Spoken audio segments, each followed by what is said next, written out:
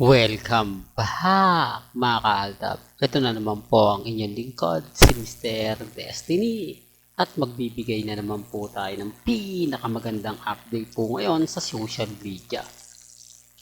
Kumpirmado nga po na nasa birthday celebration nga po si Alden Richards sa bahay ng pamilya Mendoza. Dito nga po sa Bulacan mga ka-Aldab. Maraming mga followers po natin ang nagbigay sa atin ng update na taga Bulacan na Mr. Destiny, si Richard Paul Carson, nasa pamilya Mendoza na kung saan nagse-celebrate nga po ng kaarawan ni Mati. Hindi naman lingid sa inyong kaalaman na si Mati at si Alden Richards talaga naging close sa isa't isa. Nung bata pa po si Mati, nagbigay po ng napakagandang regalo si Alden Richards. Kaya sabi ko sa inyo, yan po yung mga part na sa isang bata na hindi niya makakalimutan. Lalo na po kung ang binigay sa kanyang regalo ay talaga naman pong paborito niya. Yung tipong nakagaangan na ng loob. Yung tipong sa dami na mga nagregalo sa kanya, tanging kay Richard Paul Carson lang talaga ang kakaiba. Di po ba? Ganyan naman po talaga magregalo si Alden eh. Yung talagang hindi niya iniisip kung mahal man ang isang bagay. Basta alam niya na mapapasaya niya yung taong mapagbibigyan niya ng regalo. O baka may mag-react na naman dyan ha. Alam ko kung legit Dabber Cards ka, Alden Fanatics ka, alam mo yung sinasabi ko. Alam mo yung pinupunto ko. Di po ba? Although sasabihin na naman ng iba, hindi, throwback video yan, o throwback update yan, Mr. Destiny. Hindi naman yan latest eh. Yan naman, diyan ka naman magaling sa mga throwback.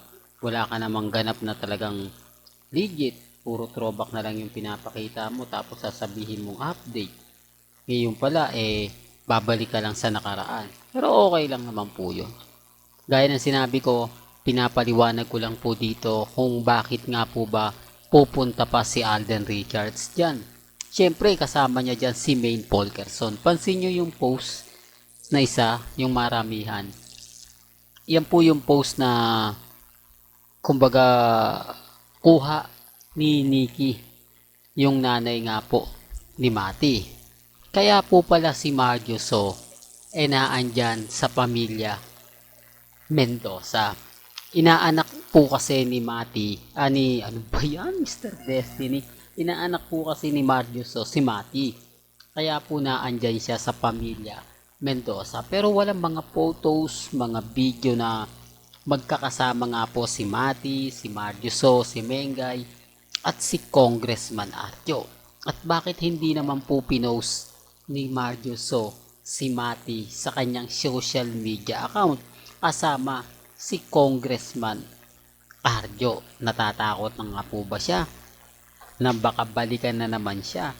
Natatakot po ba siya dahil sa mga ginawa niyang kumbaga paghihiwalay sa Aldab Nation? Dahil lang po sa management ng ABS-CBN gagawin niya. Sa tingin ko kaya siguro po hindi niya na yung ginawa.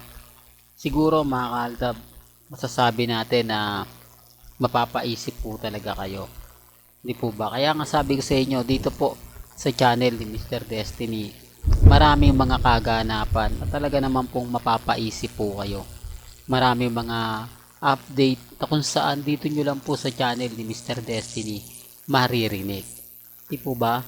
Pero bago nga po pala natin ituloy itong magandang update na to, kung bago ka lang sa channel na to at isa kang true-blooded Aldab Nation na nagmamahal kila Mengay at Isoy, tama po ang channel na pinuntahan mo. Kaya consider na po kitang bagong subscriber. At huwag mo kalimutang i-share ang mga video po natin sa mga mami, sa mga titas, at sa mga senyor. Well, balikan natin yung kwento.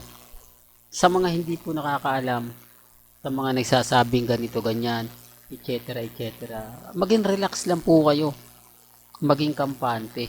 Sa dami kasi ng mga ebidensya at resibo na kumakalat ngayon, sa dami kasi ng mga nagsasabing ganito, ganyan, talaga naman pong kumbaga masasabi nyo na at maiinis po kayo kay Alden Richards. Kasi kumbaga sasabihin ng iba, bakit Mr. Destiny pumapayag si Alden na gawin niya yan?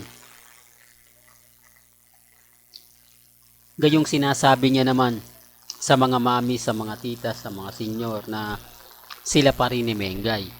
Kaya nga po pag uwi niya ng Canada, o pag uwi niya ng Pilipinas galing Canada, sino nga po ba ang unang pinatawag ni Alden? Sino nga po ba ang unang bumisita sa bahay niya? Hindi po ba walang iba kundi si Father Jeff?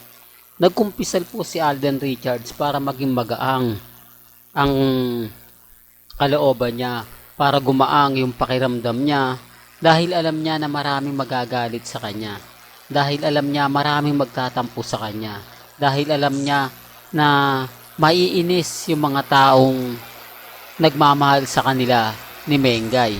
Di po ba? Di po ba? Kaya nga sabi ko sa inyo, wag po kayong magtatampo kay Alden. Wag po kayong magagalit kay Alden. Kasi utos po yan ng management eh. Hawak po sa leeg si Alden. Kapag kasama sa kontrata, talagang hindi po yan, papayag po yan. Kasi nakakontrata po siya, di po ba? Sa kontrata po niya, wala po nakalagay na tatanggi siya. Depende na lang po pag hindi project. Kasi itong Hello Love Goodbye, project po ito eh, di po ba? Nakasaad sa kontrata na kailangan niya mag-promote, kailangan niyang ibigay yung 101% niya para lang sa pelikula. Para tangkilikin, para suportahan. Kaya gagawin po niya yung uutos sa kanya ng management. Di po ba? Kasi wala kang choice eh. Kailangan kumita ng pelikula. Sasabihin yung budget na ibinato doon. Siyempre, billion yun. Po ba? Kailangan mabawi yun. Kaya masakit man sa kalooban niya, gagawin niya. Kaya nga po nagkumpisal siya agad-agad kay Father Jeff para mabawasan po yung hinagpis niya. At hindi naman tayo pinapasakitan ni Alden. Nakita nyo ngayon, walang ganap kay Catherine at kay Alden. Lahat po ng mga photos, mga group, mga gawa-gawa lang po nila yon. Dahil tayo updated po tayo, binabantayan natin yung mga kilos at ganap ni Alden Richards. Kaya po natin nalaman si Alden Richards nasa Bulacan eh. Base na rin po yan sa mga taong malalapit po sa kanya. Sila, panay po si Joros, pansin nyo. Pero yung mga post ni Joros galing Canada po yun. Ganun din po yung iba. Talagang taktika na po nila yan para hanggang November, makuha po nila yung simpatya ng mga tao. Makuha po nila yung simpatya. Araw-araw ang post nila, same lang po yun. Canada po yun. For the record lang po. Hindi po kasi yan alam ng iba eh. Akala lang po nila may mga bagay-bagay na keso ganito, keso ganon. Hindi po nila alam ang buong istorya at buong kwento. Hindi po ba? Well, hanggang dito na lang po ang ating latest updates. Kaya kung gusto nyo pa po ng pinaka-latest at sariwang update, abay tumutok lang po kayo dito po sa channel ni Mr. Destiny para updated po kayo sa mga latest at sa mga bagong video po na ilalabas po natin maya-maya lang. Hanggang sa muli, salamat po sa panonood at pakikinig.